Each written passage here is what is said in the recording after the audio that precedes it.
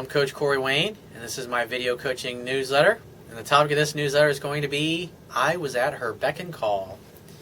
Well, it's never good to put yourself in a situation where you act like a manservant or a butler or run around trying to wait on a woman hand and foot and solving all of her problems and all of her dilemmas, paying her bills, fixing her family problems or her relationship problems or her divorce problems or her personal problems or her health problems or this or that. Because then all you end up doing is putting yourself in a place where you end up becoming her friend instead of her lover. So I've got an email here from a viewer, and he says, "Hey Corey, I was recently in a situation with a woman that left me asking, what the fuck happened? I found your website looking for answers, and I am now reading your book for the first time." Yeah, that's usually what happens when people come to my website or my work. It's not because things are going great. It's because the shit's hit their fan in their personal life, or their business is going sideways, or their career is going sideways, or they have every reason in the world to be thankful and grateful and appreciative, but they're still absolutely fucking miserable. And so they go on YouTube or they go to Google and they start searching, and then lo and behold, I pop up. And they start watching some videos, and next thing you know, you get hooked, and you're thinking, this guy knows what he's fucking talking about. That's the beauty of what I teach. You can say, Corey, I think you're totally full of shit. I don't like the way you look. I don't like your shaved head. I don't like your goofy freckles or whatever it happens to be. Like, it doesn't matter what you think about me. The bottom line is what I teach works. And when you apply what I teach and you start to see that it works, guess what? It gives you the confidence to apply even more of it. And the more of it that you apply, the more that you see that it works, and the better your life improves. I got an email here from a viewer, and he says, "Hey Corey, I was recently in a situation with a woman that left me asking what the fuck happened, and I found your website looking for answers, and I am now reading your book for the first time. Basically, when I met this woman, I would have gauged her interest level in the 70 to 80% range. When we met, we exchanged phone numbers. She reached out to me that very night to say she wanted to see me again." That's a really good sign. And what that tells me is at the end of that first date, you did a good enough job causing her to want you more and like you more that she wanted to see you again. He says, "At the time, we both had very busy schedules, so we knew it would be a few weeks before we could actually meet up. We began talking a lot and texting back and forth, and luckily a situation at work began to take up a majority of my time, and communication became difficult. I simply did not have the time." And I talk about this a lot. It's like what I can't stress enough is that the most important thing a man can do in order to make himself more attractive to a woman is to focus on himself, focus on his career, focus on building that business on the side that he's always wanted to, go back to school if you're not happy in the career that you're in, or go back to school and finish school if you never finished it the first time that you were around in school. The idea is that by focusing on your purpose in life, by focusing on you, your body, your health, and becoming the absolute best man that you can be. In other words, becoming all that you are truly capable of becoming. When you focus on that as your purpose, becoming the man, becoming the person that God created and intended you to be, that gets you focused on the right things that a man should be focused on. Why? Because masculine energy is about purpose, drive, mission, succeeding, accomplishing things in life. And so when you focus relentlessly, spending most of the minutes of your day doing the things that you want to be doing, or focusing on doing the things that you know you need to do in order to create the life that you've always wanted, eventually you're going to get there. And as the days, weeks, and months and years tick by in your life, and as you get older, what happens is slowly over time you get momentum and you have an upward trajectory in your life. And so the career that you wanted, you eventually get that position or that promotion that you've always been seeking by seeking and focusing to add value as an employee to your employer and being the best that you can be and adding more value than anybody else that you work with in the company to your employer, being the most drama-free, easygoing, biggest asset that a company has. By focusing on that, focusing on the business on the side, you make yourself happier. Because 5-10 years out into the future, eventually, like especially if you have your own business, you're going to be able to come and go as you please. You're going to be able to travel where you want, when you want, and with who you want.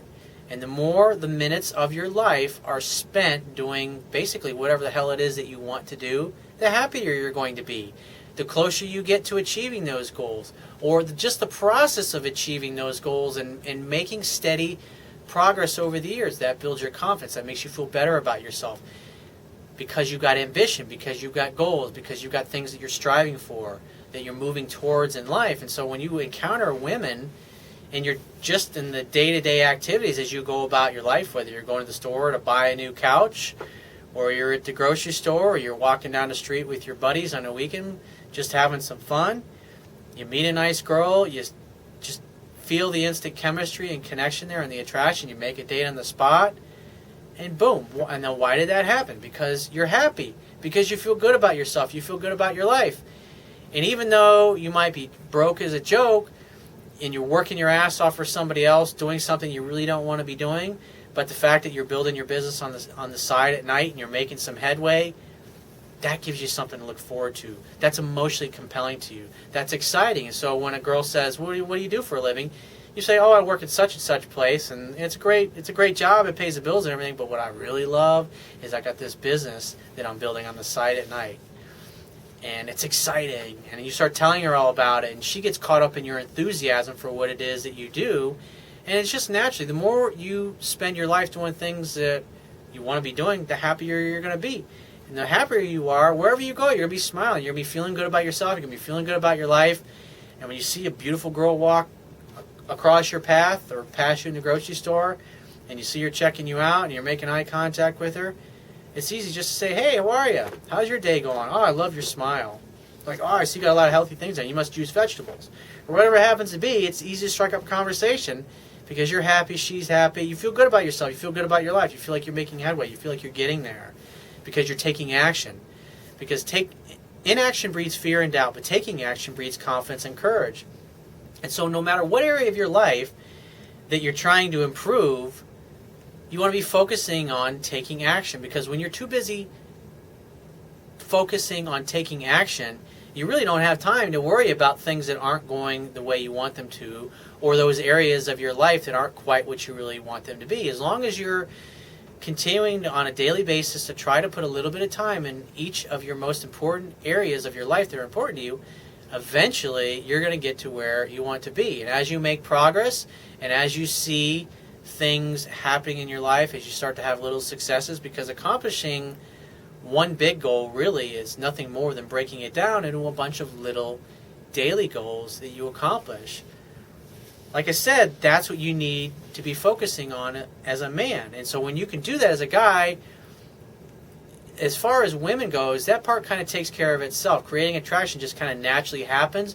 But the beauty of it is once you learn the stuff that I teach, it's easy to act in ways that are appropriate that create attraction when you're with women. Because A, you feel good about yourself, and B, since you feel good about yourself and you feel good about your life and where you're going, and you got something emotionally compelling to be looking for, it's easy to apply the things that I teach. It's easy to do the right things because you got so much in your life to feel good about.